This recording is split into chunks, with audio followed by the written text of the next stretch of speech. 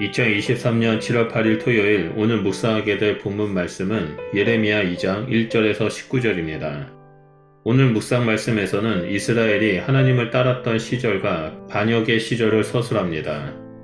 여호와의 말씀이 예레미야에게 임합니다. 예레미야는 예루살렘에 기회되고 말해야 합니다. 이스라엘의 과거 모습을 표현하기 위해 청년과 신혼이라는 표현이 등장합니다.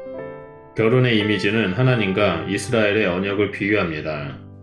이어서 나오는 씨 뿌리는 땅은 광야를 가리킵니다. 이스라엘은 광야에서 씨를 뿌릴 수 없으므로 먹을 양식과 말씀물이 풍족하지 않았지만 하나님을 따라 걸었습니다.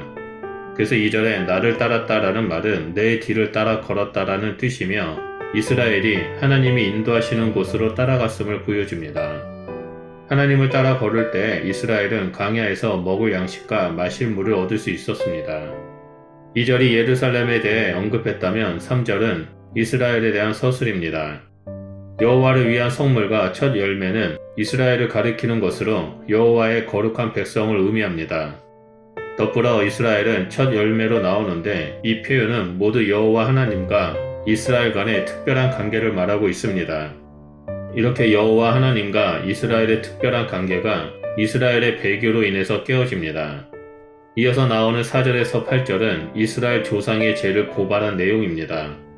4절은 들으라는 명령으로 시작되는데 이는 야곱의 집과 이스라엘의 집을 말합니다.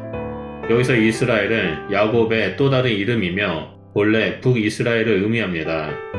덧붙여 여기에는 모든 족속이 함께 나오는데 이는 전체 이스라엘을 가리키는 표현으로 사용되었습니다.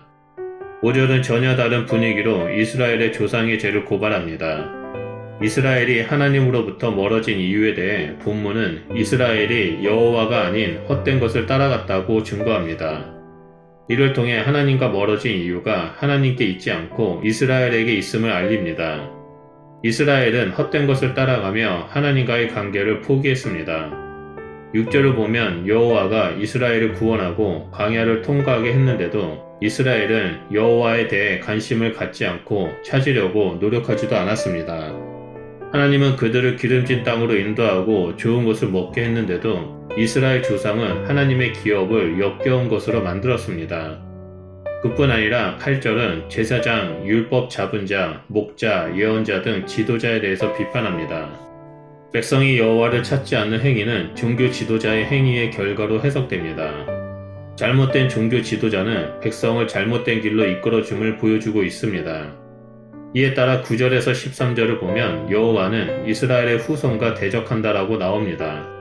본문은 우상을 섬기는 이방 나라도 섬기는 우상을 바꾸지 않는데 이스라엘은 참 하나님을 섬기고 있음에도 우상으로 대체했다라고 비판합니다.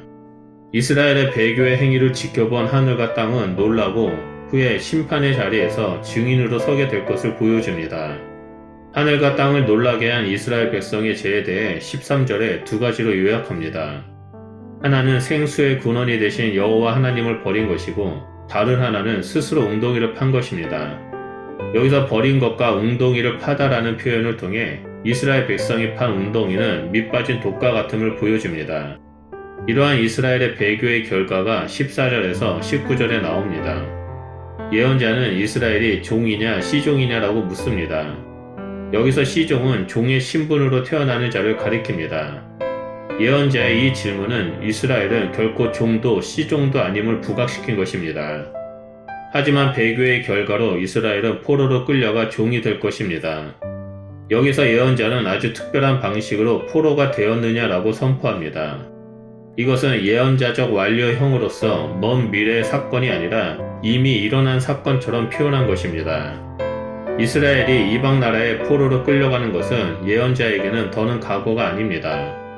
그는 지금 미래의 눈으로 현재를 바라보며 이스라엘의 죄를 고발하고 있습니다.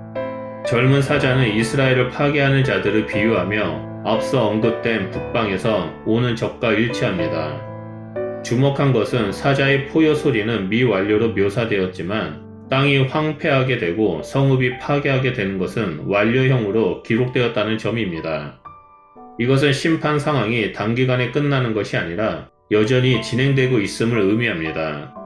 이어서 18절은 이스라엘을 비판하는데 물의 이미지를 이용합니다. 그들은 애굽에 있는 나일강의 물을 마시려고 하며 메소포타미아에 있는 유프라테스 강의 물을 마시려고 한 것입니다. 이것은 생수의 근원이 되시는 여호와를 버리고 애굽과 메소포타미아의 물, 주 우상을 찾았다는 모습을 형상화한 것입니다. 결국 여호와가 이스라엘을 징계하는 것은 다른 어떤 것이 아니라 이스라엘의 죄악과 반역으로 자신들의 행위로 말미암은 것입니다. 우리는 예수 그리스도를 말미암아 하나님과 언약을 맺은 백성이 되었습니다. 하나님과 언약을 맺은 백성은 생수의 근원이 되시는 하나님을 따르며 하나님께서 공급해 주시는 은혜의 생수를 마시며 살아가는 자들입니다.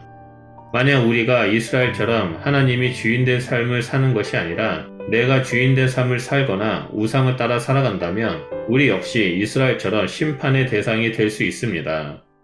그 이유는 우리는 하나님과 언약을 맺은 거룩한 백성이기 때문입니다. 사단은 지금 이 순간에도 우리를 무너뜨리고자 유혹합니다. 우리는 세상이 주는 즐거움과 사단의 유혹에도 넘어지지 않고 오직 예수 그리스도의 말씀만을 붙잡고 거룩한 삶을 살아가는 자가 되어야 합니다. 우리가 하나님의 백성된 삶을 살아갈 때 우리 주변의 사람들은 하나님 앞에 나와 엎드려 경배하게 될 것입니다. 그러므로 오늘 하루도 늘 깨어 있어서 여호와 하나님을 따라 믿음 가운데 굳건히 걸어가는 주의 백성이 되시기를 축복합니다. 기도하겠습니다. 하나님 감사드립니다. 우리가 예수 그리스도를 믿음으로 말미암아 새 언약의 백성이 되게 해주셔서 감사드립니다. 우리가 새 언약의 백성으로서 과거에 이스라엘이 행했던 일들을 반복해서 죄를 짓는 자가 되는 것이 아니라 오직 생수의 근원이 되신 하나님 앞에 나아가 주의 보좌로부터 흘러나오는 그 생수의 강물을 마시는 주의 자녀가 될 수 있도록 은혜를 베풀어 주시옵소서. 그래서 주님의 은혜로 말미암아 우리가 날마다 새로워지고 이 땅에서 거룩한 백성의 삶을 살아가며 하나님의 형상을 드러내는 자가 될 수 있도록 성령 하나님 우리의 삶을 인도하여 주시옵소서.